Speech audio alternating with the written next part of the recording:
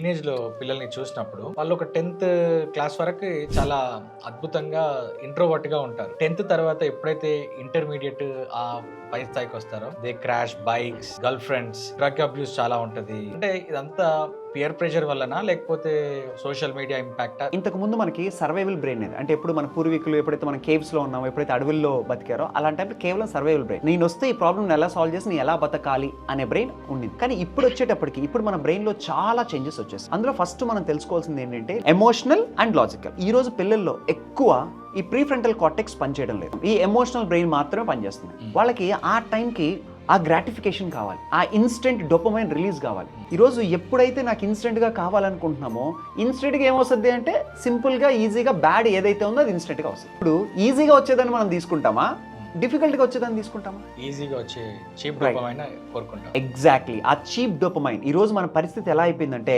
తప్పు చేయడమే తప్పు కాదు, తప్పు చేసేవాడిని ఎంకరేజ్ చేయడం, తప్పు చేసేవాడితో తిరగడం, తప్పు చేసేవాడికి ఆ కంపానియన్ ఇవ్వడం కూడా 100% తప్పు.